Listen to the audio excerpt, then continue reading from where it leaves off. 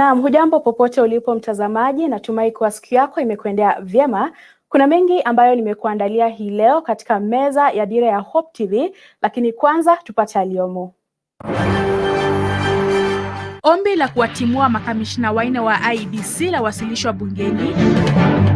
Pigo kwa Rais Ruto baada ya mahakama kusitisha kwa muda usaili wa makatibu wakuu. It's not a unilateral decision. It is a shared responsibility within the East Africa. Chama cha ANC chapata uongozi mpya. It is big shoes for anyone to fill. Honorable Mudavadi has been on the political scene for very many years. Na wakazi Thika wajitwika jukumu la kuwakomesha wahalifu. Because new people will have you and we value our people. Karibu mtazamaji, tuambatane hadi tamati. Jina langu ni Alice Diana. Tukianza ni kuwa kufuatia ongezeko la visa vya ukosefu wa usalama nchini na ambavyo vingi vinahusishwa na bodaboda, sekta bodaboda mjini Thika na vyombo vya usalama vya kaunti ndogo hiyo vimeapa kushirikiana kuondoa wahusika wabaya katika sekta ya bodaboda. Akizungumza wakati wa mkutano wa mashauriano kati ya polisi na wanachama wa sekta bodaboda katika kaunti ndogo ya Thika, kamanda wa polisi Daniel Kinyua alisema visa vingi vinavyoripotiwa kwa polisi mjini Thika vinahusishwa zaidi na bodaboda ambazo wahalifu huzitumia kutoroka kutoka kwa matukio ya uhalifu. Haya yanajiri siku moja baada ya serikali kutangaza vita vikali dhidi ya magenge ya wezi na uhalifu mwingine wa kikatili jijini Nairobi. Doli Mwirigi Mbuvi na taarifa hiyo. Visa vya ukosefu usalama nchini hasa jijini Nairobi na viunga vyake vimeongezeka katika miezi ya hivi majuzi. Ripoti zinasema kikundi kidogo cha wahalifu wakiwa na visu na silaha nyingine nyepesi wanawatia ugaidi wakazi wa jiji pamoja na maeneo mengine ya mijini. Visa vya ukosefu usalama vimehusishwa zaidi na waendeshaji bodaboda. Mjini Thika, sekta ya bodaboda na vyombo vya usalama vya kaunti hiyo vimeapa kushirikiana ili kuondoa wahusika wabaya katika sekta ya bodaboda. Kamanda wa polisi Thika Daniel Kinyua alisema hivi majuzi visa vingi vya wizi vilivyoripotiwa kwa polisi mjini Thika na hasa unyakuzi wa simu za rununu na kompyuta ndogo vinahusishwa zaidi na bodaboda ambazo wahalifu hutumia kutoroka kutoka kwa matukio ya uhalifu. Tumeongea ya kwamba tutasaidiana pamoja, wale watu ambao wanafanya uhalifu moso ile mahali wanafanyia kazi, watatusaidia kupata hao watu ili tuweze kuwapeleka kotini waadhibiwe kisheria. Tumeweza kupeleka wengi kotini. Lakini licha ya polisi kufanya kila wawezalo kuwakamata na kuwafikisha mahakamani washukiwa, mpelelezi huyo alisema wengi wa walalamikaji ambao wengi wao ni wanafunzi wa vyuo vikuu wanashawishiwa kuondoa kesi hizo mahakamani baada ya kulipwa fidia. Watu wengi wale tunakamata unapata ni wale victims, mostly wanakuanga ni wanafunzi wa university ama college zile zingine siko hapa. Huyu mwanafunzi kama ameibiwa kitu kama simu ama laptop na ameona tumekamata muhalifu, tumempeleka kotini, yeye chenye anafikiria tu ni vile atapata simu yake. Kwa hivyo unastukia tu kesi mingi zile mmekamata watu mmepeleka kotini, hao watu wameenda wakaachiliwa. Ni sababu gani? Hawa wenye victims wenye walinyang'anywa vitu zao wanaenda kotini alafu wanasema kesi zao siondolewe. Kwa upande wao huduma bodaboda wa Thika walisema sekta hiyo imejitolea kufanya kazi kwa ushirikiano na vyombo vya usalama katika masuala ya usalama kama jukumu la pamoja. Kukubali bodaboda yoyote kubeba bila the QR code, ile namba yetu ya sako ama kujoin sako yoyote. Na sisi kama wanabodaboda tunauliza Wakenya wetu wa kawaida, pikipiki yoyote sio bodaboda. Bodaboda ni yenye iko kwa stage na ukienda kubebo angalia kama iko na code, kama haina wachana nayo. Katika juhudi za kurahisisha ufuatiliaji wa wahalifu wanaotumia pikipiki kutoroka, sekta ya bodaboda ya Thika imechukua hatua ya ujasiri ya kuweka nambari za QR kwenye pikipiki zao na kuongeza kuwa wataendelea kushirikiana na polisi katika kukabiliana na wahalifu hao. Haswa hapa Thika tumekuwa na ushirikiano mzuri kuanzia administration department na National Police Service Department tumeshirikiana kwa pamoja ili tuweze kuhakikisha biashara ya hapa Thika na wakaaji wa hapa Thika wamepata usalama wao. Ningeweza kuambia wale ambao wanatumia hizi codes kuzifake, tuko nyuma yenu, tutawakamata, na tukiwakamata tutapelekana mpaka mfungwe, kwa sababu hatutaruhusu biashara ya wale watu wanajitafutia riziki iharibiwe na wachache. Na pia wale ambao wana fake hizi codes, wewe tukipata wewe unafanya kazi ya printing, tukikupata umeunda code pasipo ruhusa yetu, tutahakikisha umefungwa pia, ili tuweze kusafisha biashara ya boda. Siku ya Jumatatu, serikali ilitoa onyo kali kwa majambazi wahalifu jijini Nairobi ambao wamekuwa kipora wenyeji kwamba watachukuliwa hatua kwa mujibu wa sheria. And we want to warn those who think they can plan to hurt our country. We will go for them before they come to us. We will go for them before they come to us. Wakazi wametahadharishwa maeneo ya Kenya National Archives, Globe Cinema Roundabout, Ronangala Street, River Road, Haile Selassie, Mudhurwa Market, Uhuru Highway, Kirinyaga Road, Ambassador na Nyamakima ambayo si salama. Dolly Mwirigi Mbuvi, Dira ya Hope TV. Shukran sana Dolly Mwirigi kwa taarifa hiyo. Tukiendelea ni kuwa Inspector Generali wa Polisi Japhet Koome ametangaza mabadiliko kuhusiana na usimamizi wa polisi kaunti ya Nairobi katika juhudi za kupunguza uhalifu katika jijini. Katika mabadiliko hayo, mkuu wa polisi wa Turkana ya Kati Adamson Bungei ametajwa kuwa kamanda wa polisi wa Nairobi. Bungei ambaye kwa muda mrefu alikuwa amehudumu katika nyadhifa mbalimbali za uongozi ndani ya mji mkuu kabla ya kupelekwa Turkana mwezi Januari, atachukua nafasi ya Manase Musyoka ambaye wiki iliyopita alitajwa kuwa mkuu wa polisi wa Nairobi.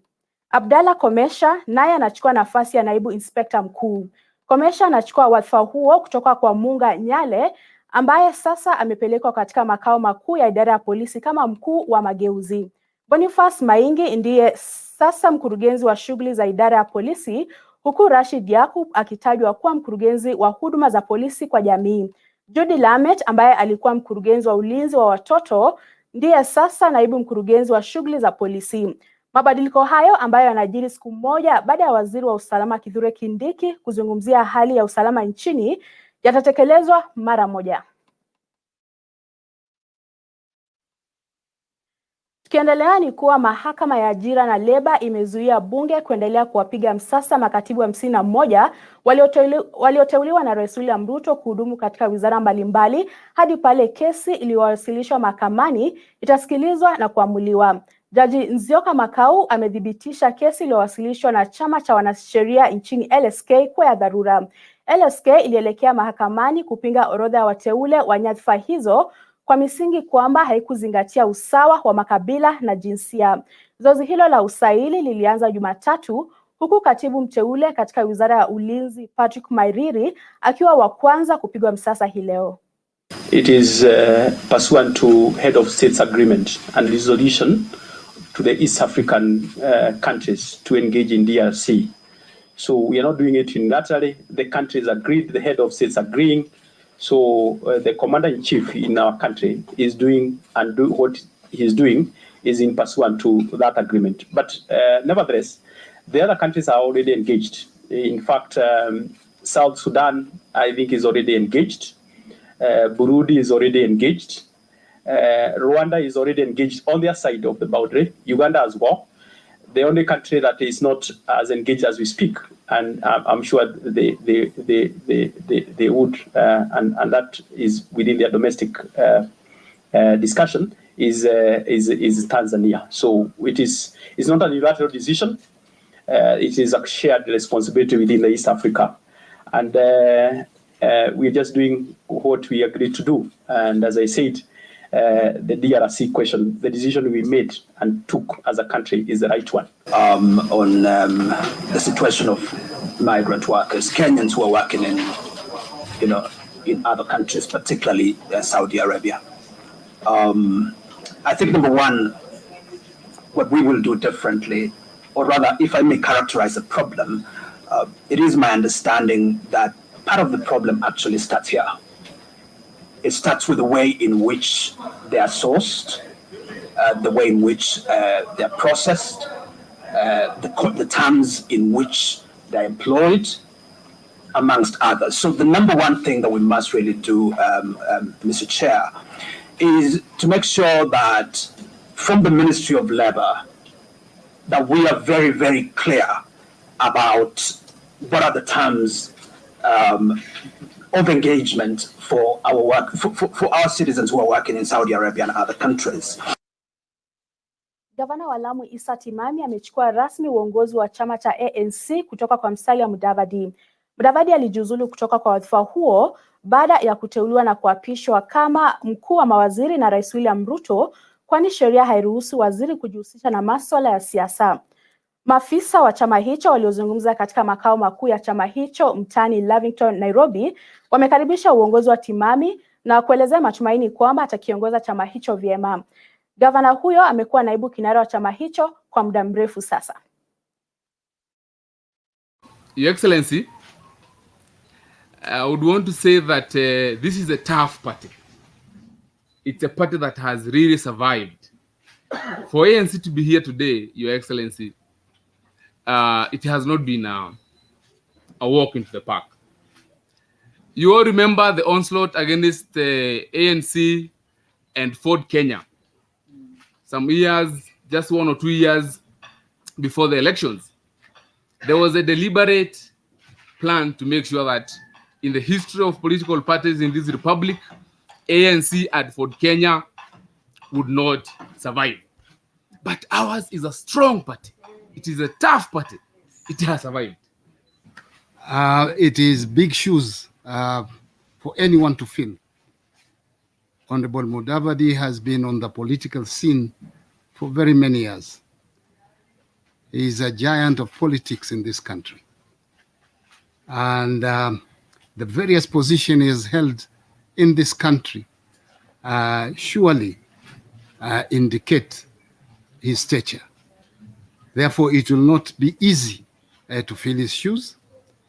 It's a challenge, but believe you me, I am up to that challenge. I'm privileged to take over the leadership mantle of ANC. I have interacted with many of the officials. I know their capacity and capability. I know their dedication. And I am sure it is an excellent team, and we shall take our party to the next level together. Maombi manne ya kutaka kuondolewa kwa makamishna wanne katika tume ya uchaguzi na mipaka nchini IEBC yamewasilishwa mbele ya bunge la kitaifa. Maombi hayo ni dhidi ya makamishna Juliana Cherera, Irene Masit, Francis Wanderi na Justus Nyangaya waliopinga tangazo la matokeo ya uchaguzi wa urais mwezi Agosti lililotolewa na mwenyekiti wa baraza la uchaguzi Wafula Chebukati. Spika wa bunge la kitaifa Moses Wetangula ameagiza kamati ya haki na masuala ya sheria JLAC kuangalia maombi hayo na kushauri bunge iwapo yanaridhisha sababu za kuondolewa kwa makamishna mmoja au wote wanaohusika. JLAC inatarajiwa kuwasilisha ripoti bungeni ndani ya siku 14. Honorable members, Article 251 of the Constitution grants any citizen the right to petition the National Assembly for the removal of a member of a constitutional commission or holder of an independent office for either serious violation of the Constitution or statute, gross misconduct, or incompetence. The petitions received are as follows. A, petition by the Republican Party. The petition seeks the removal from office of Ms. Juliana Cherera, Mr. Julius Nyangaya, Ms. Irene Masit, and Mr. Francis Wanderi on the grounds of violation of the Constitution and other laws.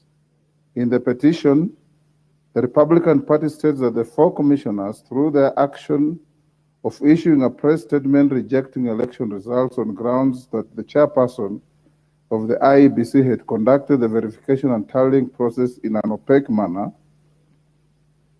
A, failed to promote public confidence in the integrity of the office they hold and brought dishonor to the nation and lack of dignity for the office contrary to Article 73(1)(a) of the Constitution.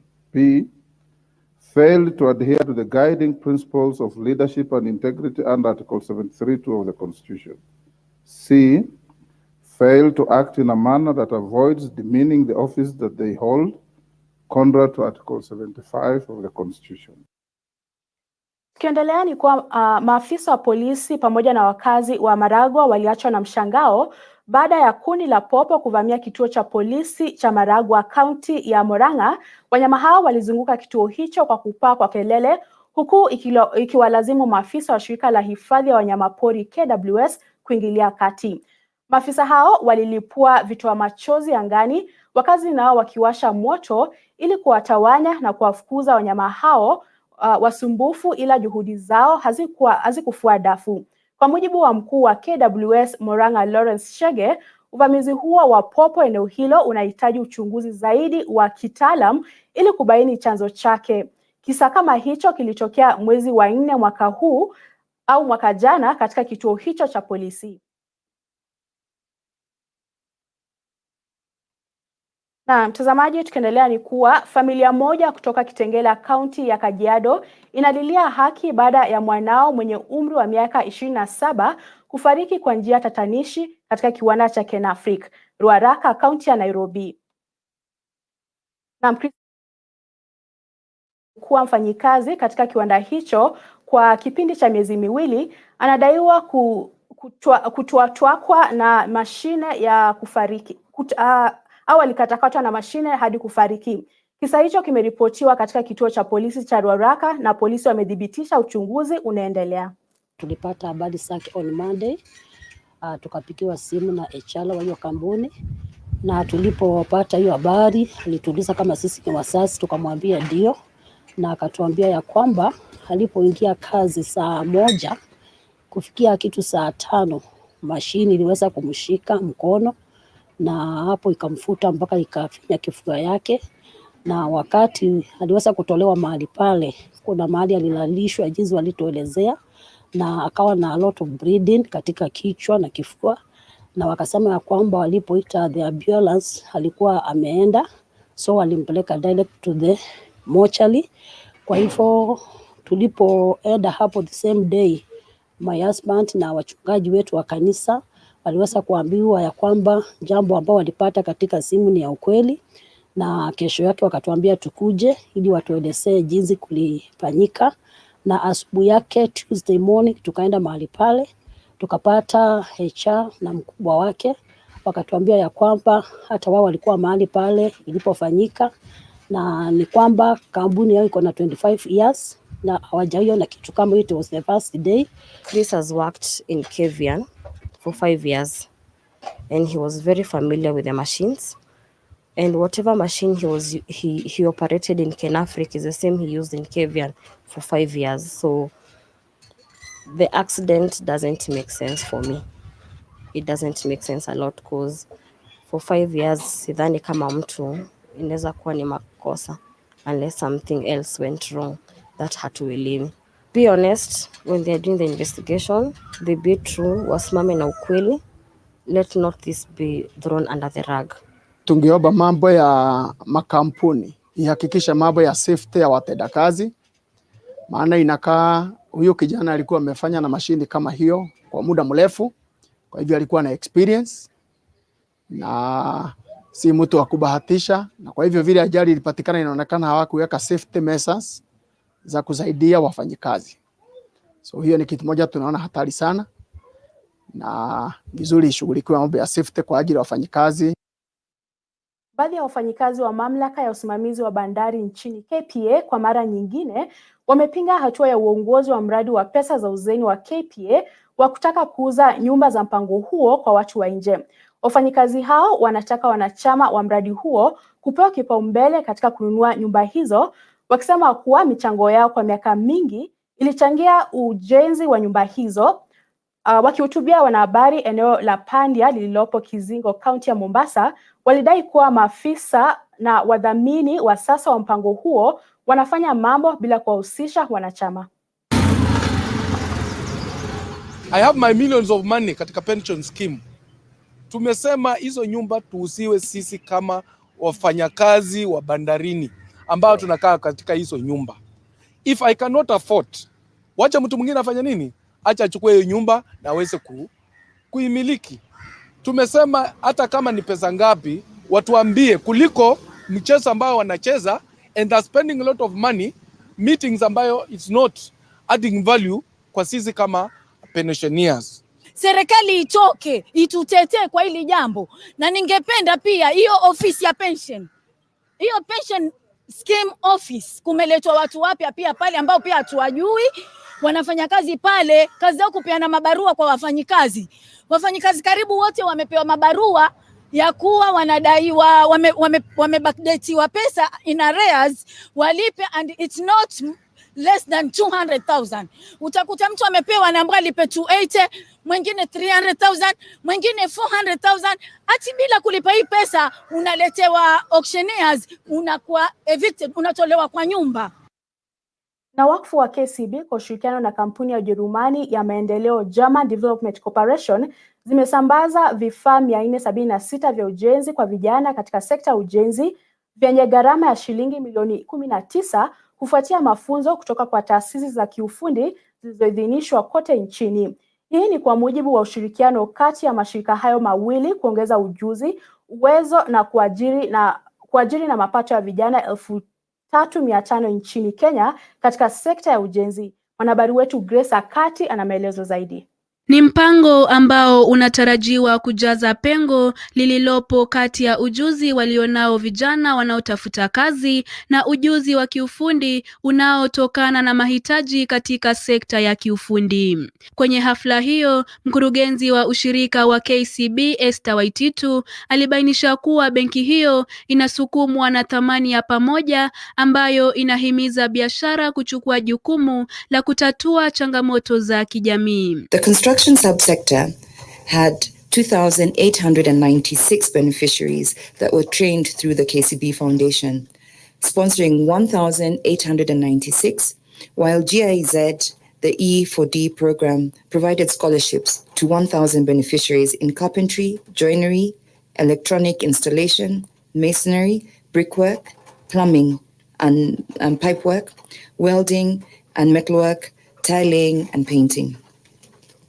The success of our first phase led us to extend the partnership last year, scaling it to provide technical and vocational skills training for 3,500 youth in the construction sector through a grant worth 300 million for the next 3 years. Jumla ya vijana 2,094 kutoka kaunti 11 nchini walipokea mafunzo ya kiufundi katika sekta ndogo za umeme, mabomba, uchomeleaji, uwashi na useremala kupitia mpango wa Tujiajiri. Mpango huu unalenga 60% ya wanaume na 40% ya wanawake, haswa wale ambao hapo awali walikuwa wakifanya kazi katika sekta ya ujenzi bila ujuzi wa kutosha. It has been a great pleasure to see the youth transiting from the training to self-employment. I know that the kit is going to support the youth to come up with various ways of generating income through their specialized areas. Those of you who have been trained, those of you who have been given equipment today, please come out, support us, work with us on this journey, ensure that we are able to achieve results, ensure that you're able to achieve results in your neighborhood. And I like to say we cannot do everything at the same time. We start somewhere, and on that journey, we are able to achieve that which we tend to achieve. Nikiripotia Dira ya Hope TV, mie ni Grace Ahati. Shukran sana Grace Akati kwa ripoti hiyo. Na mtazamaji, taarifa hiyo ya Grace Akati ndio inatukamilishia awamu hii ya Dira ya Hope TV. Shukran sana kwa muda wako. Kwa niaba ya wote ambao wamefanikisha taarifa hizi, nakutakia siku mwema. Jina langu ni Alice Diana.